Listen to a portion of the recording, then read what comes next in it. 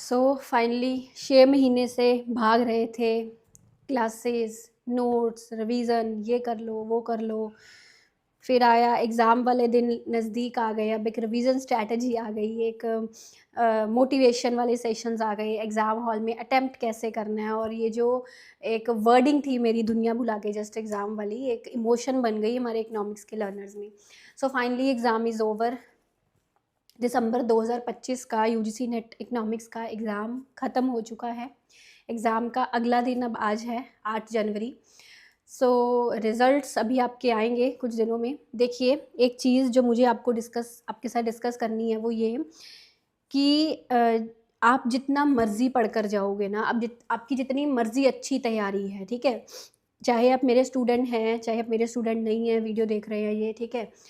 आपने जैसे भी तैयारी करी है, सेल्फ स्टडी से की है, मेरी क्लासेस से करी है, द थिंग इज़ जो मर्ज़ी आप करके जाओगे, एग्ज़ाम में आपके ऐसे क्वेश्चंस आएंगे ही आएंगे जो आपके पढ़े सुने के बाहर हो, ठीक है?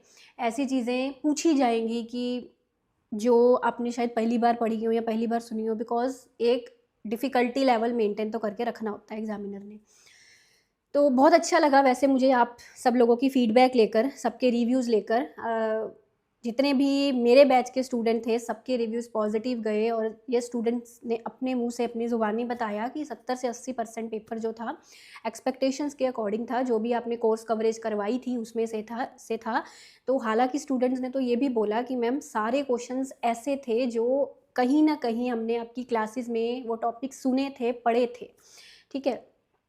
तो फिर भी यहाँ पर ऐसे चीज़ें एग्ज़ाम में पूछी जाती हैं जो हम एक्सपेक्ट नहीं करते या जो पहली बार आप देख रहे हो। तो कभी भी एग्ज़ाम हॉल में ये चीज़ ध्यान अपने मतलब पहले ही एज्यूम करके चलना है ये चीज़ कि ऐसी चीज़ें आएँगी, उसको देख के घबराना नहीं है, उसको देखकर नर्वसनेस जो आपको आएगी उसका फ़र्क अपनी टाइम मैनेजमेंट पर नहीं डालना। यही चीज़ें मैंने आपको सिखाई थी, तो ये चीज़ हर बार होती है, ठीक है? आगे आने वाले एग्ज़ाम्स में भी होएगी, नया बैच शुरू होगा, नई क्लासेस, फिर से वही तैयारी, फिर जून 2026 का एग्ज़ाम आएगा।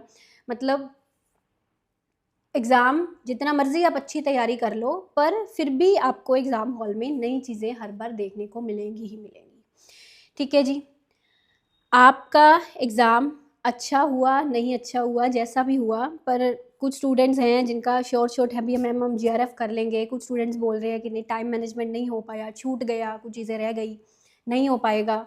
जैसा भी आपका एग्ज़ाम हुआ, मुझे ये चीज़ सुनकर बहुत खुशी हुई कि हर बच्चे ने जो मुझसे पढ़ा है, उसने आके मुझे पॉज़िटिव ही रिव्यू दिया कि मैम हमारा एग्ज़ाम अच्छा हुआ, नहीं अच्छा हुआ, क्लियर हो, ना क्लियर हो, पर आपकी क्लासेस ने हमारे में बहुत इम्प्रूवमेंट करी और आपसे जो इकोनॉमिक्स पढ़ ली है, हमको याद रहेगी, अब आगे आने वाले टाइम में हमारे काम आएगी, ठीक है ना?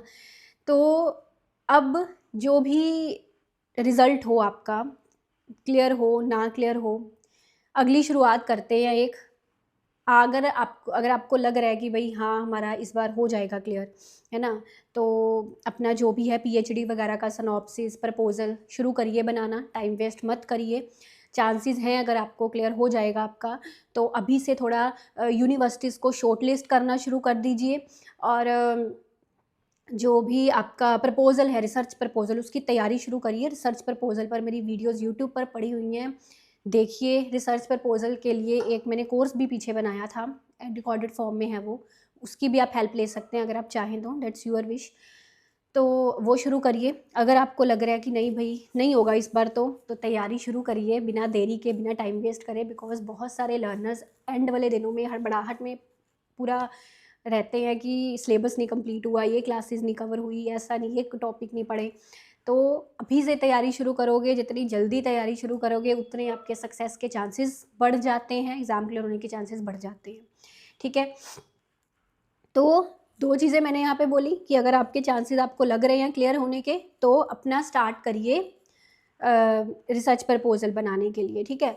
तो अगर आपका ये, कई स्टूडेंट्स का होता है जिनका एज लिमिट निकल गया है कि पीएचडी नहीं करनी हमको, तो असिस्टेंट प्रोफेसर के लिए करना है, ठीक है। तो अगर आपका वो टारगेट था ओनली नेट वाला, है ना, तो उसके लिए आप एपी की जॉब करना चाहते हैं, तो उसके लिए भी चीज़ें अभी से थोड़ा सर्च करना शुरू कर दीजिए, ठीक है। जो आपके पीएससी की वैकेंसीज़ निकलती हैं स्टेट की, है ना, स्टेट पब्लिक सर्विस कमीशन की निकलती है, उसको पूरा नज़र में रखिए, ध्यान में रखिए, और पीएससी वाले एग्ज़ाम्स के लिए अप्लाई करिए, ठीक है। जिनका पीएचडी का आगे नहीं है, असिस्टेंट प्रोफेसर का है, या जो एडहॉक पर वैकेंसीज़ निकलती हैं उनके लिए अपना ढूंढिए और अप्लाई करना शुरू करिए इंटरव्यूज़ वगैरह के लिए।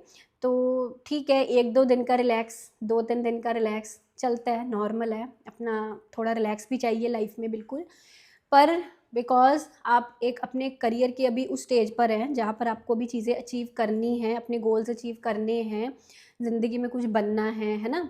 तो 2-3 दिन से ज़्यादा दिन आप अपनी रेस्ट में या लेयर में वेस्ट मत करिए। 2-3 दिन ठीक है, दिमाग को पूरा शांत रखिए, पर उसके बाद दोबारा से डट जाइए। जब तक गोल्स अचीव नहीं होते उसके लिए लगे रहिए, ठीक है।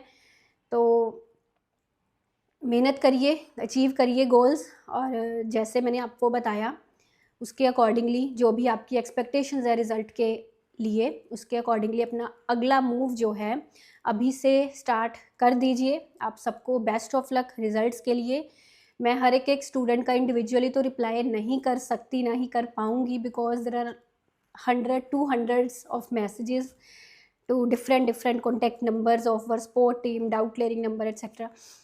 सो यहाँ पर आपको रिप्लाई कर रही हूँ कि आप सबके मैसेजेस, कमेंट्स मेरे तक पहुँच गए हैं, आप सबके वॉइस नोट्स मेरे तक पहुँच गए हैं, और पढ़ के सुन के बहुत अच्छा लगा, तसल्ली मिली। आप सबको थैंक यू कि आप सब लोगों ने मेरे पर यकीन करा, यकीन करके मेरी क्लासेस देखी, और जब वो रंग लाई तो उसके बाद आके आपने बताया भी कि यस मैम इट वर्क्स, काम किया। तो best of luck, blessings with you, thank you.